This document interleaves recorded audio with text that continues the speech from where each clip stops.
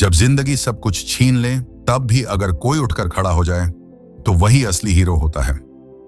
नमस्कार दोस्तों, स्वागत है आपका voice of valour YouTube channel पे, जहां हर शब्द देता है आपको नई ऊर्जा, नया जोश।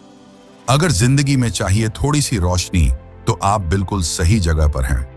ये एक रियल कहानी है एक भिखारी की जो हार नहीं माना बल्कि इतिहास बना गया। एक रिक्वेस्ट है दोस्तों, अभी तक आपने चैनल को सब्सक्राइब नहीं किया होगा तो प्लीज सब्सक्राइब कर लीजिए। चलिए दोस्तों, बिना टाइम वेस्ट किए बढ़ते हैं कहानी की ओर। एक शांत सुबह थी। दिल्ली के कनॉट प्लेस के एक कोने में एक व्यक्ति फटे पुराने कंबल में लिपटा फुटपाथ पर बैठा था। नाम था रघुनाथ। लोग उसे भिखारी कहकर बुलाते थे, लेकिन कोई नहीं जानता था कि एक समय वह एक सम्मानित स्कूल शिक्षक था। रघुनाथ की जिंदगी कभी बहुत सधी समरी थी। पत्नी, एक छोटी सी बेटी और एक नौकरी, सब कुछ सामान्य था। लेकिन जिंदगी ने करवट ली। एक सड़क दुर्घटना में उसकी पत्नी चल बसी। बेटी गंभीर रूप से बीमार पड़ गई। इलाज महंगा था और तनख्वाह छोटी। रघुनाथ ने मदद मांगी, रिश्तेदारों से, दोस्तों से, लेकिन सबने मुंह मोड़ लिया। उसकी नौकरी भी हाथ से चली गई, कर्ज बढ़ता गया और कुछ ही महीनों में वह घर से बेघर हो गया।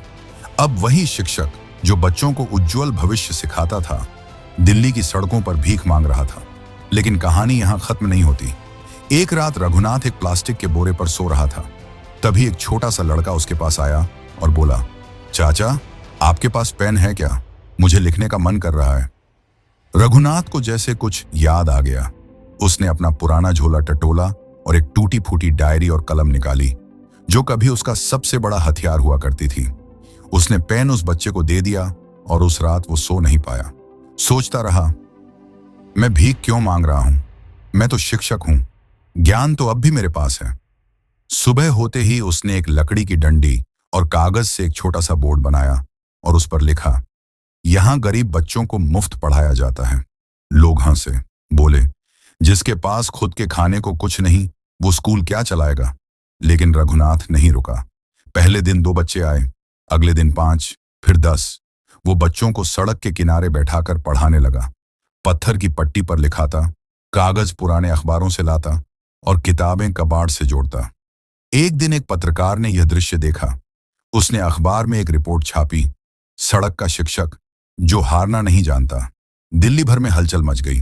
कई लोग आए, मदद देने लगे। एक एनजीओ ने मदद की और रघुनाथ के लिए एक छोटी सी पक्की कक्षा बनाई।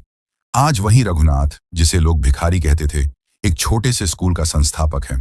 वहां 200 से ज्यादा बच्चे पढ़ते हैं, बिल्कुल मुफ्त।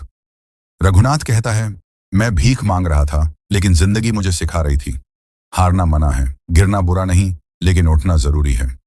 ये कहानी से आपको यह सीख मिलती है कि जिंदगी हमें कभी कभी तोड़ देती है, लेकिन वो हमें फिर से जोड़ने का भी मौका देती है। हारने वाले वो नहीं होते जो गिरते हैं, हारने वाले वो होते हैं जो उठने की हिम्मत नहीं करते।